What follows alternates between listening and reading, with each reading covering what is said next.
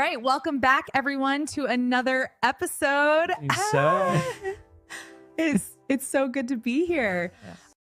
Hello, everyone, and welcome back to the Verb Lab, the podcast where we experiment with the building blocks of confident communication. I'm Alex. And I'm Maya. And Alex, I have to tell you about the most stressful 30 seconds of my early career. I was a junior assistant and my boss asked me to call a very important potential client to schedule a meeting. My hands were literally shaking as I dialed the number. I had rehearsed the perfect sentence in my head 100 times.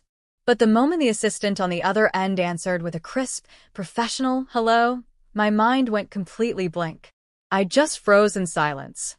It was mortifying. Oh no, the classic speaking freeze. It's a feeling so many of our listeners know all too well. And it's amazing how a seemingly simple task like making an appointment can cause so much anxiety. Exactly. And that experience taught me a powerful lesson.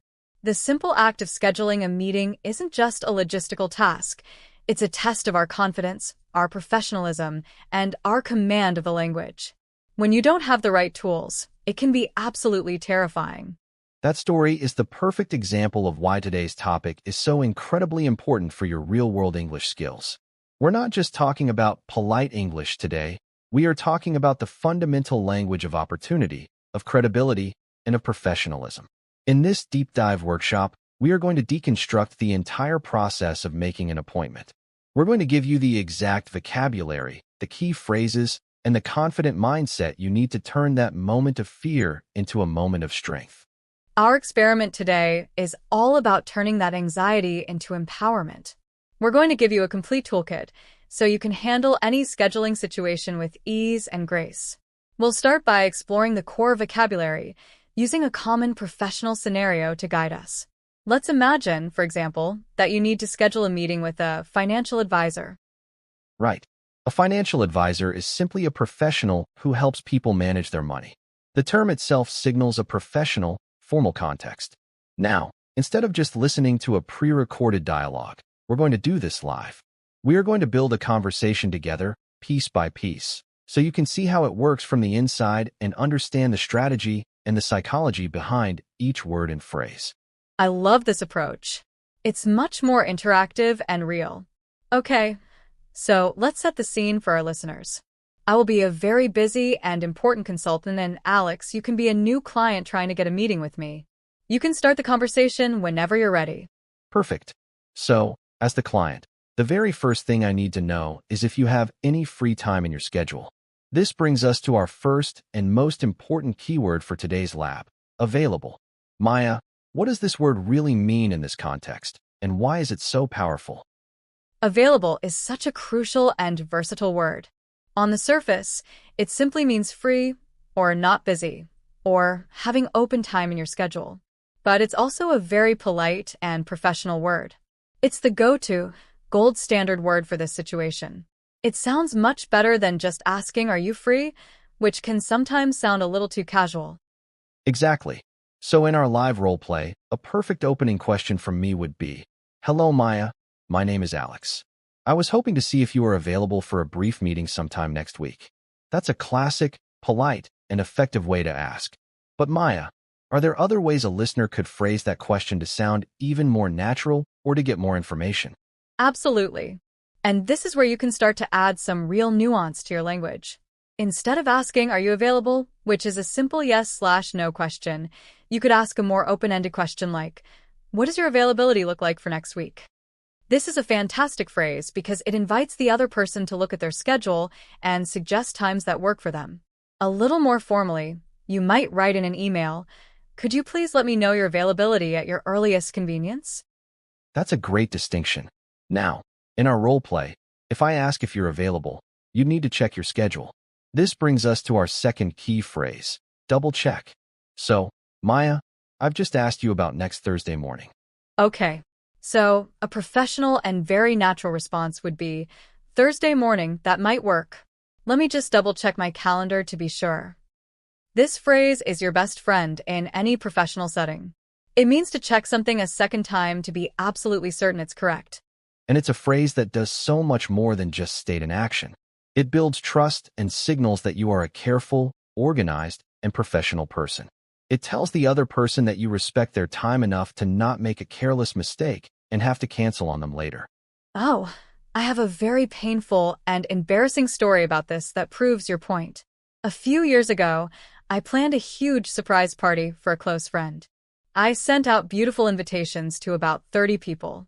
I glanced at the calendar, and I was so sure I had the right date. But I didn't take those extra 5 seconds to double-check. As you can probably guess, I had sent everyone the date for the following weekend. Half the people showed up to an empty restaurant a week late. It was a complete disaster, and I was so embarrassed. Since that day, I am obsessed with double-checking everything. It's a life lesson. That is the perfect, if painful, example of why that phrase is so important in real life. It prevents chaos. Now, let's continue our role play. I've asked about Thursday, you've double-checked your calendar, and what do you see? This brings us to our next keyword, scheduled. Okay, so after double-checking, I would look at my calendar and say, actually, I see that I'm already scheduled for a webinar at that time. I'm afraid I can't do Thursday morning. Scheduled simply means something is already officially planned, arranged, and entered into your calendar. Right. It's a bit more formal and concrete than saying, I have something, or I'm busy. Now, let's say I then suggest Friday. But what if you're extremely busy on Friday? You wouldn't just say, I'm busy. That sounds a bit dismissive. You'd use a more powerful, idiomatic phrase. And that brings us to our next key term, booked solid. Yes. I love this idiom, booked solid. It creates such a strong visual. It means your schedule is completely full, as if it's a solid block of stone with no gaps, no free time at all. So, if Alex suggested Friday, I would reply, I'm so sorry, I've just checked, and I am completely booked solid on Friday. This is a fantastic phrase to have in your professional toolkit because it clearly and politely communicates that there is zero possibility on that day. It's a very definitive way to say you're busy. Maya, let's do a quick idiom power hour. What are some other natural, idiomatic ways to say you're extremely busy? Oh, there's so many good ones. This is where you can really start to sound natural and fluent. You could say, I'm completely swamped this week, as if you're drowning in work. Or, a very common one in American English, I'm absolutely slammed. You could also say, my schedule is packed, or I'm afraid I'm tied up in meetings all day. If it's because of deadlines, you could say, I'm buried in work right now, or the very visual, I'm up to my eyeballs in reports. Those are brilliant. Using these idioms instead of just, I am very busy, is a major step towards fluency. It shows a deeper, more comfortable command of the language and tells the other person that you have a more nuanced understanding of English. Okay, so now that we have our core vocabulary, let's rewind our role play and focus on the specific phrases used to structure the conversation. My opening line as the client is critical. A very professional and clear way to start is, I'm calling to arrange an appointment with. This is the gold standard for a formal phone call. It's polite, it's direct, it immediately states your purpose. Let's break it down for our listeners. To arrange is a slightly more formal verb than to make or to set up. And appointment is generally used for formal or official meetings, like with a doctor, a lawyer, or a new client. But what if the situation is less formal, Maya? What if I'm emailing a colleague I know well? Then you can definitely be more casual and friendly, which often helps to build a better relationship. You could write, Hi Alex, I'd like to schedule a time to chat about the project, or a very common one is, I was hoping we could meet sometime next week to sync up. The key is to match your level of formality to the situation and your relationship with the person. Perfect. Now let's look at how we negotiate the time. In our role play, I might suggest a time by asking, how's Thursday? Or a bit more formally, would Thursday be a possibility? How's Thursday is such a great, friendly, and natural phrase. It's what I use with my colleagues all the time. And if that day doesn't work, a very polite way to decline is to say, I'm afraid I can't do Thursday, just like I did in our role play when I was scheduled for something else. A key part of polite English, especially in a professional context, is softening the no. That's a fantastic point. You almost never want to just say no. You soften it with phrases like, I'm afraid, or unfortunately. And then, and this is key, it's always good to immediately offer an alternative solution. So after you say, "I'm afraid I can't do Thursday," you should follow it up with something like, "But I am available on Friday morning." This shows you are proactive, flexible, and you genuinely want to find a solution. Okay, I think we've deconstructed the core components. We have our vocabulary available, double check, scheduled, booked solid, and our key phrases for opening, suggesting, and declining. Now it's time for our interactive lab review. This is where we test what you, our listeners, have learned. I'm going to give you a definition, and I want you to say the word or phrase out loud, wherever you are. Ready, Alex? I'm ready. Let's do it. Okay, listeners, first one. The idiom that means you are extremely busy and have no free time. That's right, booked solid. Next one. To check something a second time to be absolutely sure it's correct. Yes, to double check. Next, a formal arrangement to meet at a particular time and place.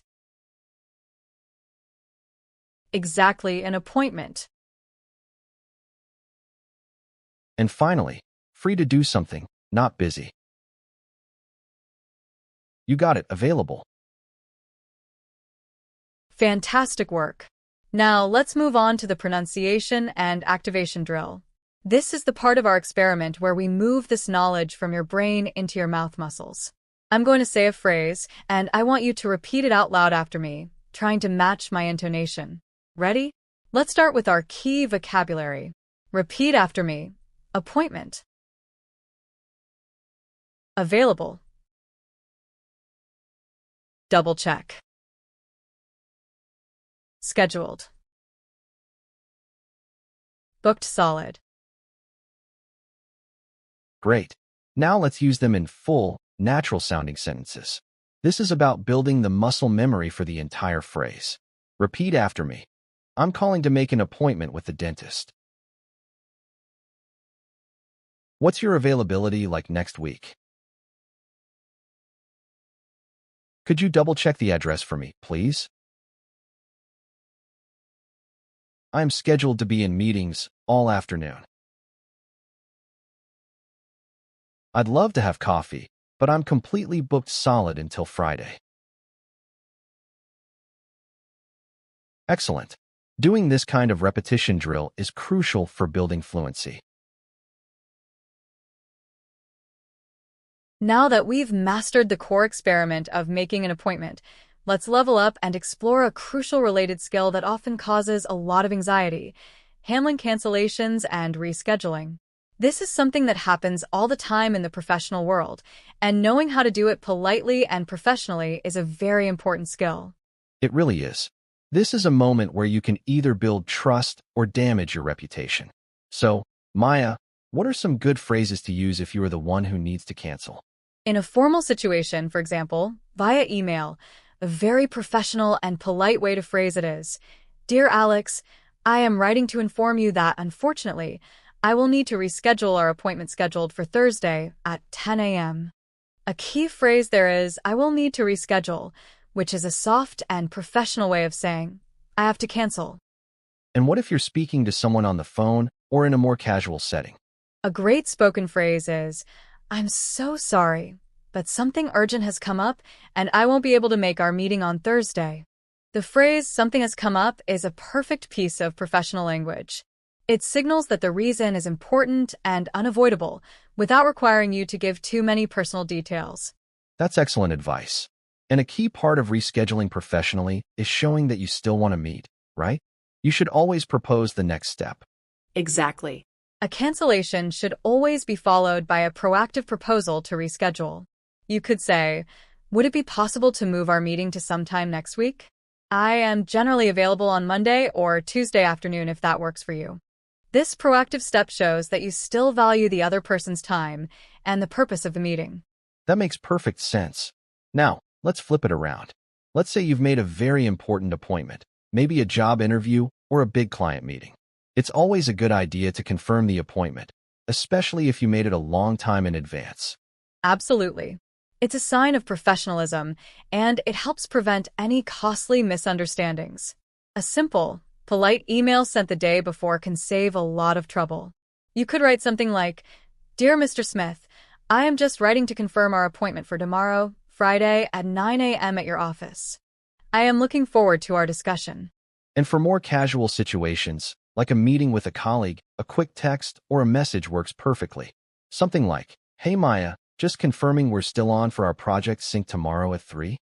It's simple, it's friendly, and it makes sure everyone is on the same page and nobody's time is wasted.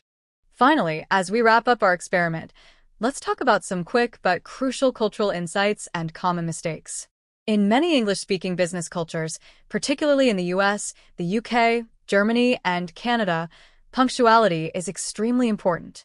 Being on time for a meeting often means being 5 minutes early.